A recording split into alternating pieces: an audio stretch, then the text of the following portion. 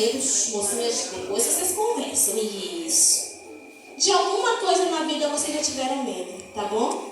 Tem crianças, inclusive, que tem medo quando o papai e a mamãe brigam em casa. Isso é um medo muito real, tá? Quando tem confusão, que o papai começa a discutir com a mamãe, eu digo que eu já fui criança. Estou falando de coisas que eu vivi. A criança às vezes se isola, eu ia pra rede, me embrulhava dos pés à cabeça e começava a chorar. Morrendo de medo do papai se deixar da mamãe e eu ficar lá, como diz o pessoal, órfão, né? E a história de hoje fala sobre um episódio que os discípulos de Jesus sentiram medo. Repita comigo, medo. Fale assim comigo, é normal sentir medo. Mas nós temos que nos lembrar que nós temos a Jesus. Quem aqui já aceitou a Jesus? Levanta a mão. Levanta a mão. Já aceitou a Jesus? E Jesus, Ele é o amor. Fale assim comigo. Jesus, Ele é amor. E a palavra de Deus diz que o amor, Ele tira, Ele joga fora todo o medo. E os discípulos de Jesus, mesmo estando com Ele, eles também tinham momentos que eles tinham medo. E a história de hoje vai falar sobre isso, tá bom? Vira a primeira imagem aí. Os alunos já conhecem aí decorado, mas eu vou pregar para vocês. Isso, tá bom? Agora vocês fazem silêncio para prestar atenção. Então o texto que eu li fala que um dia Jesus, após pregar para uma multidão, porque muitas pessoas vinham ouvir Jesus, e pessoas vinham de outros lugares, vinham de outra cidade, porque Jesus ensinava coisas muito legais de se ouvir. As pessoas queriam estar lá só para olhar o que Jesus ensinava.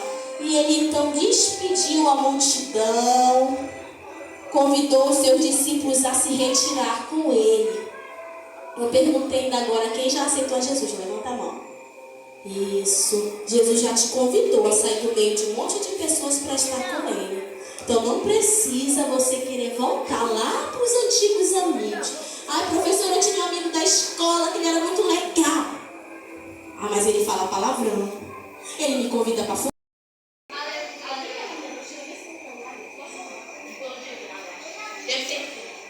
Voltando para cá. Isso aqui é outra parte da história. E então ele convidou os seus discípulos. Deixa eu ver se estão todos aqui. Ele convidou os seus discípulos para irem com ele para o outro lado, tá? Para outra margem, ou seja, para atravessarem o rio. Eu vou colocar só o barco para mostrar aqui. Mostra aqui. Os barcos de antigamente eram igual de hoje? Não. Eles eram a vela, eles tinham remo, não tinha esses motores que tem os barcos de hoje. Então era muito esforço para eles irem de um lugar para o outro. Mas eles estavam lá no barco.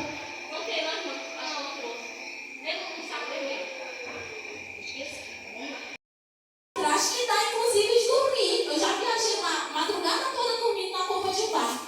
Jesus também pegou, foi lá para a parte de trás do barco, ó.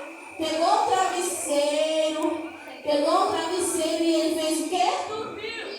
Ele dormiu. E enquanto ele dormia, a palavra diz que levantou-se muito vento, uma grande tempestade. A tempestade vinha, o vento vinha, e foi um negócio tão agitado, os estão caindo. Mas é esse aqui, mostra aqui, irmã. Olha como ficou o barco. As ondas, elas eram tão fortes que elas batiam contra o barco e parecia que o barco ia afundar e entrava muita água para dentro do barco, muita água. E os discípulos então ficaram com medo. Novamente eu pergunto: morrer com os jovens que está dentro da rabeta. Foi um negócio horrível. Eu não desejo para ninguém passar uma tempestade, principalmente no meu caso foi em mar. Não foi em rio, foi em mar. É horrível.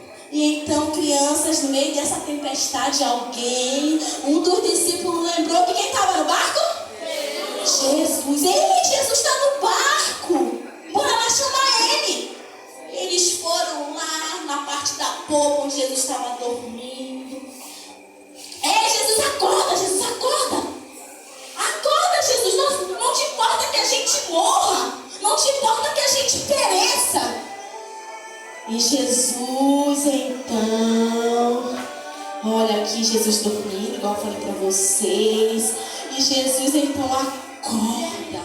Olha aqui, Jesus acorda. Só que com Jesus tudo é diferente. Quem conhece a música Ninguém Explica Deus? Nada é igual ao seu. Jovens conhecem?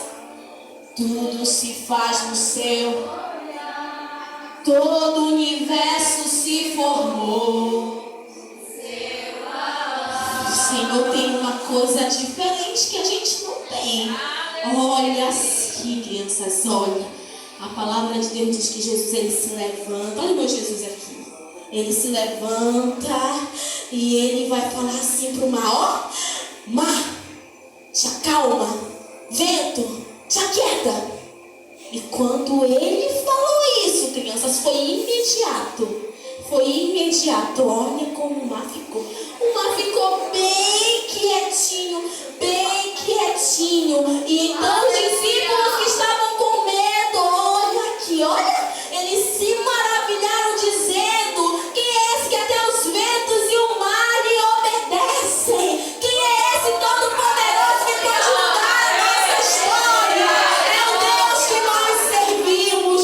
E eu quero falar aqui para vocês, crianças, para você que chegou aqui hoje, que o Deus que eu contei essa história aqui, que o Jesus, ele está no barco. Repita assim comigo: Jesus, ele está no barco. Aí o Senhor manda ministrar nessa noite que ele está na tua família, que não tem tempestade que ele não acalme. Mas para isso a gente precisa clamar por Jesus. Clamar é tomar atitude, é se posicionar, crianças. Como é que a gente clama a Jesus? Fala assim comigo: orando. Quem lembra daquele hino que vocês cantaram na IBF? É só chamar Jesus que ele vem. Não lembra mais a letra? O amor que te cura ele tem o melhor abraço. Isso. Ele quer também. Crianças, se você quer chorar, você fica desesperado, mas é nessa hora que eu te convido a clamar por Jesus, porque eu sirvo a um Deus provedor. Eu tenho vivido no cuidado desse Deus, crianças. Um dia eu morei tão longe daqui, e eu lembro que onde eu morava não vendia pão perto, porque era um Igarapé, e o Igarapé tinha poucas casas. E um dia de manhã, eu lembro disso até hoje, eu vou contar como testemunho para vocês. Eu orei para o Senhor e falei assim: Senhor, eu estou com tanta saudade de comer pão, e eu gosto muito de pão. Eu ficava 15, 20 dias sem comer pão. E nesse dia eu falei: Senhor, eu estou com tanta saudade de comer pão. E Deus enviou uma criança, acho que já eram mais 10 horas da manhã, batendo na porta de casa. Bateu, eu fui lá abrir. E a criança surgiu no meio de uma comunidade ribeirinha isolada, com um pão, daqueles pão com goiabada e um copo de refrigerante gelado, num lugar que não tem energia elétrica. Porque o meu Deus, o Deus que acalma qualquer tempestade, ele pode agir em favor daqueles que clamam por ele. E eu vou falar sobre outra tempestade que a gente passa também, que eu já fui tentar de vocês. Às vezes a gente está com dificuldade na escola. Quem aqui já tirou nota baixa? Eu já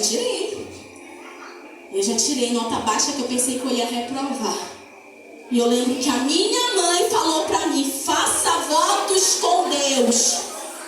Clame ao Senhor, que se você passar, você vai dar um culto em ações de graça. Ainda fazem culto em ações de graças aqui nesse lugar? Tem se perdido isso na igreja. Quando eu era criança, a gente ia para casa do irmão, porque Deus fez um milagre, o irmão queria testemunhar. Ensine os seus filhos a fazerem votos com o Senhor. Olhem para cá, criança. Está com dificuldade em matemática? Quem tem dificuldade em matemática? Acho que é a maioria, né? Quem tem dificuldade em português? Pois é, mas tem uns que tem. Acho que vocês passam. E a tempestade principal que eles passam é dentro de casa, tá bom? Olhem para cá. Rapidinho, por sua vez. Olhem para cá, o Wesley, olha para cá, rapidinho, depois vocês conversam. Já vai terminar. Tempestade dentro de casa. O que é uma tempestade dentro de casa, professora? É às vezes um relacionamento difícil com o papai e com a mamãe, tá bom? Ah, professora, eu não